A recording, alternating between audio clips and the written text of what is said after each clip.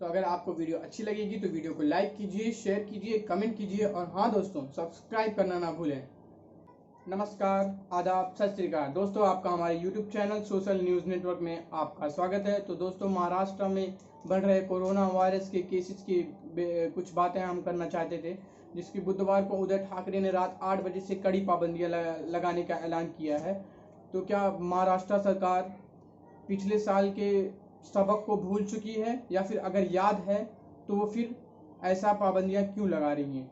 तो इस पर हम कुछ बातें करेंगे। जो कुछ पॉइंट रखे हुए हैं उस पॉइंट पे हम बातें करेंगे कि क्या चीज़ भूल चुकी है महाराष्ट्र सरकार। तो उसमें स्वच्छता पर बजट के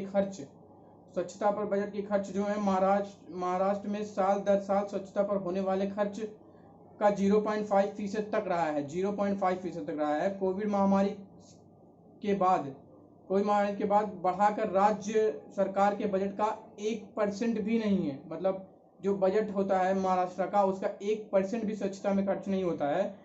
और 500 करोड़ रुपए के इजाफे की बात इस बजट में की गई थी। 500 करोड़ रुपए के इजाफे की बात इस बजट में की गई थी, जबकि IMA के अनुमान के मुताबिक स्वच्छता का हिस्सा कम से कम 5% होना चाहिए।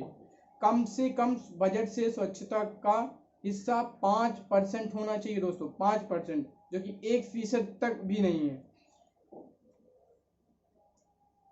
और जो दूसरा सबक है, सबक नंबर 2, अस्पताल, डॉक्टर, नर्स और टेक्नीशियन की संख्या अब भी कम है।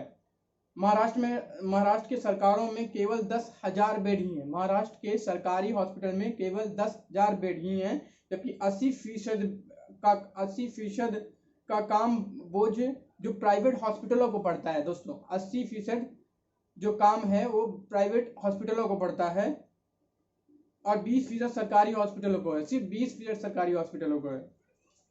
और अगर हम आगे बात करें तो नतीजा ये हुआ कि महाराष्ट्र में जो रजिस्टर डॉक्टर हैं वो 1,25,000, जबकि जरूरत उससे डबल है। सिर्फ 1,25,000 है, जबकि जरूरत जो है वो 1,25,000 से भी डबल की है। नर्स जरूरत के मुताबिक 40% कम है। नर्सें जो है वो 40% कम है जरूरत के मुताबिक। और लैब टेक्नीशियन जो ICU वेंटिलेटर पे जो काम करते हैं उनकी भी भारी कमी है। सबक नंबर 3, महामारी से निपटने के लिए ट्रेनिंग फॉर प्लानिंग। महामारी से निपटने के लिए टेस्टिंग फॉर प्लानिंग जो है वो पिछले साल मई में महाराष्ट्र के केवल 60 सरकारी और प्राइवेट टेस्टिंग हो रही थी। सिर्फ 60 सरकारी और प्राइवेट टेस्टिंग हो रही थी। सरकारी और प्राइवेट मिला के सिर्फ 60 थे। और प्राइवेट वहीं लैब की संख्या बहुत ही कम थी। वहीं लैब की जो संख्या थी वो बहुत ज़्यादा कम थी। और अगर हम बात करें तो एक साल बाद टेस्टिंग की संख्या बढ़ाकर 523 की गई।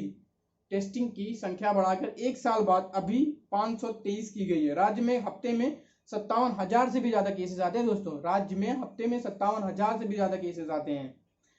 टेस्ट प्रति मिली की बात करें तो उसमें बड़ी, लेकिन उसकी संख्या बड़ी है, लेकिन रोज आ रहे मामलों के हिसाब से अगर देखा जाए तो वो बहुत ज़्यादा कम है। रोज आ रहे मामलों के हिसाब से अगर हम देखेंगे टेस्टिंग की तो वो बहुत ज़्यादा अभी भी कम है।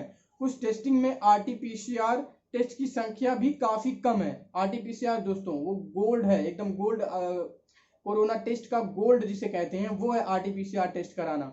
और अगर हम आगे बात करें तो सबक नंबर 4 की ऑक्सीजन और दवाओं की ज़रूरत का अंदाजा, ये भी गलत हुआ है दोस्तों। मंगलवार को उद्धव ठाकरे ने कहा कि सड़क मार्ग से ऑक्सीजन को लाना काफी वक्त जाएगा, क्योंकि वो 1000 किलोमीटर दूसरे राज्यों से आती है। तो इसीलिए उन्होंने मोदी सरकार से एयरफोर्स की मदद मांगी है दोस्तों। मोदी सरकार से एयरफोर्स की मदद मांगी है। जबकि वैक्सीनेशन में सबक नंबर जो 5 है वो है वैक्सीनेशन में तेजी। हम आपको पता ही होगा, हम पूरी दुनिया में वैक्सीन भेजते हैं, लेकिन हमारे घर में क्या हो रहा है? हमारे घर में ऑक्सीजन, कोविड की कमी पड़ रही है, दवाओं की कमी पड़ रही है, उसका किसी को भी कोई फिक्र नहीं है दोस्तों। और महाराष्ट्र में अभी तक का 1 करोड़ लोगों को, सिर्फ 1 करोड़ लोगों को वैक्सीन की डोज दी गई है। सिर्फ 1 करोड़ लोगों को वैक्सीन की डोज दी गई है।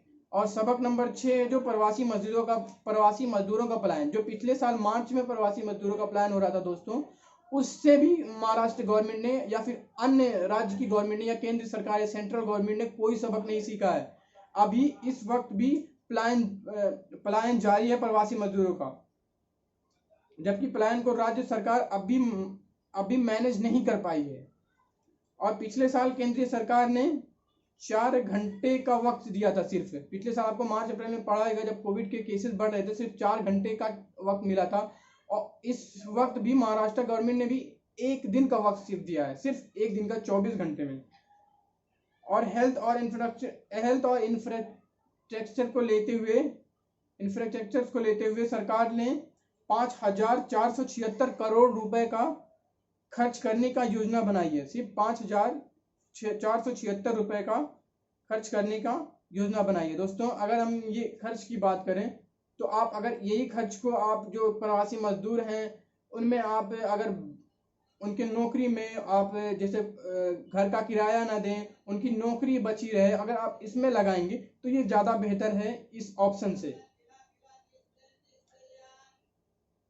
और जो 7वां सबक है दोस्तों, वो 7वां सबक है जंबो कोविड सेंटर बंद पड़े हैं। जो जंबो कोविड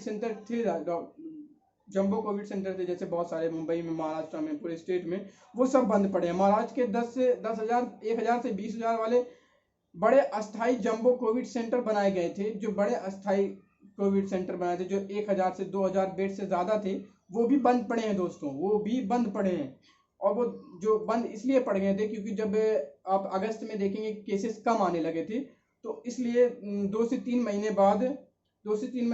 बाद मरीजों की संख्या जो कम होने लगी थी, तो वो जो कोविड सेंटर थे उन्हें भी बंद कर दिया गया था। और डॉक्टरों को रखा गया था, उन डॉक्टरों को भी छोड़ दिया गया था।